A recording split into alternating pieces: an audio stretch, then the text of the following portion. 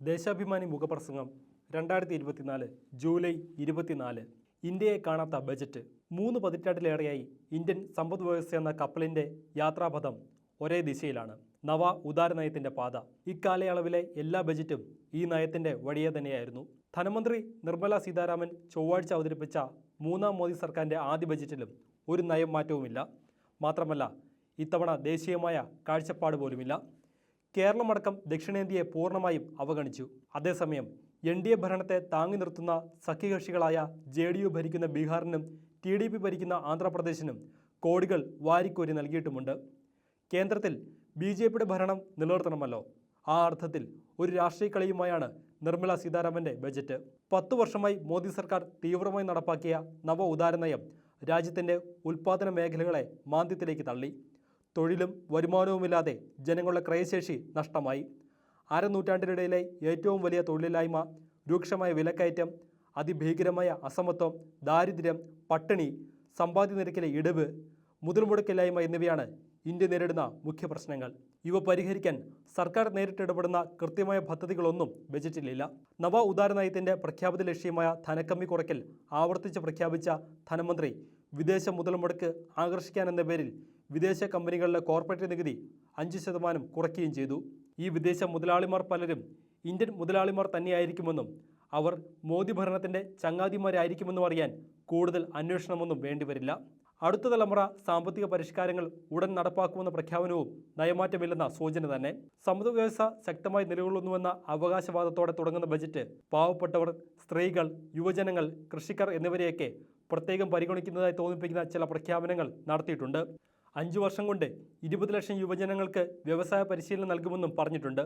പ്രതിമാസം 5000 രൂപ സ്റ്റൈപ്പൻഡിൽ തൊഴിൽ നൈപുണ്യം നേടുന്നതിന് പ്രതിവർഷം 25,000 വിദ്യാർത്ഥികൾക്ക് 7.5 ലക്ഷം രൂപ വരെ ലഭ്യമാക്കുമെന്നും പറയുന്നു. ഉന്നത വിദ്യാഭ്യാസത്തിന് 10 ലക്ഷം രൂപയുടെ വായ്പയും ലഭ്യമാക്കും. രൂക്ഷമായ തൊഴിലില്ലായ്മ പരിഹരിക്കാൻ ഈ വായ്പാ പദ്ധതികളൊന്നും മതിയാവില്ല. സാധാരണ ജനങ്ങളുടെ തൊഴിലില്ലായ്മയ്ക്ക് തെല്ല് പരിഹാരം കാണാനാകുന്ന ഗ്രാമീണ തൊഴിലുറപ്പ് പദ്ധതിക്ക് വിഹിതം കൂട്ടുന്നതിനെക്കുറിച്ച് ബജറ്റ് പ്രസംഗത്തിൽ ഒന്നും കേട്ടില്ല. കാർഷിക മേഖലയെ ശക്തിപ്പെടുത്തൽ, തൊഴിൽ, നൈപുണ്യം, മനുഷ്യശേഷി വികസനം, സാമൂഹ്യനീതി, മാനുഫാക്ചറിംഗ്, നഗരവികസനം, ഊർജ്ജ സുരക്ഷ, പശ്ചാത്തല സൗകര്യം, ഗവേഷണം, വികസനം, അടുത്ത തലമുറ സാമ്പത്തിക പരിഷ്കാരങ്ങൾ തുടങ്ങിയ മേഖലകളെ മുൻനിർത്തിയാണ് പ്രഖ്യാപനങ്ങൾ അത്രയും. കൃഷിക്ക് 1.52 ലക്ഷം കോടി രൂപയുടെ സഹായം പ്രഖ്യാപിച്ചിട്ടുണ്ടെങ്കിലും ഇന്ത്യൻ സമ്പദ് വ്യവസ്ഥയുടെ നട്ടെല്ലായ കാർഷിക മേഖലയെ സംരക്ഷിക്കാൻ അതൊന്നുമാകില്ല.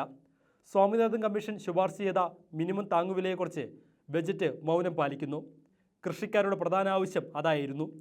PM കിസാൻ യോജന പ്രകാരം പ്രതിവർഷം നൽകുന്ന തുക 6000 രൂപയിൽ നിന്ന് വർദ്ധിപ്പിക്കാനും തയ്യാറായിട്ടില്ല. ചെറുകിട വ്യവസായ മേഖലയെ മുൻനിർത്തി മുദ്രാവായ്പ 10 ലക്ഷത്തിൽ നിന്ന് 20 ലക്ഷമായി വർദ്ധിപ്പിക്കുമെന്നാണ് പ്രധാനമായും പറഞ്ഞിരിക്കുന്നത്. കേരളത്തിൻ്റെ ആവശ്യങ്ങൾ പാടെ അവഗണിച്ച ബജറ്റിൽ ഒരിടത്തും കേരളമെന്ന പേര് പോലുമില്ല. സംസ്ഥാനം ആവശ്യപ്പെട്ട 24,000 കോടിയുടെ പ്രത്യേക പാക്കേജ് തള്ളി. കേരളത്തിൽ നിന്ന് 2 പേർ കേന്ദ്ര മന്ത്രിസഭയിൽ ഉണ്ടായിട്ടും ഒരു പ്രയോജനവും ലഭിച്ചില്ല. ഇക്കുറി എയിംസ് പ്രഖ്യാപിക്കുമെന്ന് കരുതിയെങ്കിലും അതില്ല. വിഴിഞ്ഞം തുറമുഖത്തിന് 5 പൈസ പോലും തന്നില്ല. കേരളത്തെ അപ്പാട് തള്ളിയ ബജറ്റ് പക്ഷേ ബീഹാറിനും ആന്ധ്രാപ്രദേശിനും പ്രത്യേക പാക്കേജ് അനുവദിച്ചു. ബീഹാറിന് 26,000 കോടിയും ആന്ധ്രയ്ക്ക് 15,000 കോടിയും അനുവദിച്ചതിന് പുറമെ ടൂറിസം, പശ്ചാത്തല സൗകര്യം എന്നീ മേഖലകളിൽ വിവിധ പദ്ധതികളും പ്രഖ്യാപിച്ചിട്ടുണ്ട്. ബീഹാറിൽ പുതിയ റോഡുകൾ, വിമാനത്താവളം, മെഡിക്കൽ കോളേജ് എന്നിവയൊക്കെയുണ്ട്. അർബുദ ചികിത്സയ്ക്ക് 3 മരുന്നിൻ്റെ വില കുറയും. ഇവയുടെ നികുതി കുറച്ചിട്ടുണ്ട്. മൊബൈൽ ഫോൺ, ചാർജറുകൾ എന്നിവയുടെ വിലയും കുറയും. സ്വർണത്തിൻ്റെയും വെള്ളിയുടെയും ഇറക്കുമതി തീരുവ 6.4% നിന്ന് 6% കുറച്ചു. വ്യക്തിഗതമായ ആദായ നികുതിയിൽ കാര്യമായ മാറ്റമൊന്നുമില്ല. പുതിയ നികുതി സമ്പ്രദായം സ്വീകരിച്ചിട്ടുള്ളവർക്ക് 75,000 രൂപ സ്റ്റാൻഡേർഡ് ഡിഡക്ഷൻ ലഭിക്കും. നിലവിൽ 50,000 രൂപയാണ് ഇത്.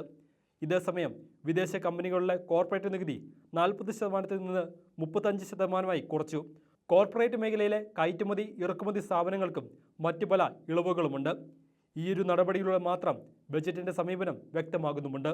ചുരുക്കി പറഞ്ഞാൽ, രാജ്യത്തെ അടിസ്ഥാന പ്രശ്നങ്ങൾ പരിഹരിക്കാൻ കഴിയാത്ത, ദേശീയ കാഴ്ചപ്പാടില്ലാത്ത, കോർപ്പറേറ്റ് സേവ തുടരുന്ന നവ ഉദാര സാമ്പത്തിക നയത്തിൻ്റെ പാതയിൽ തന്നെയാണ് ഈ ബജറ്റും.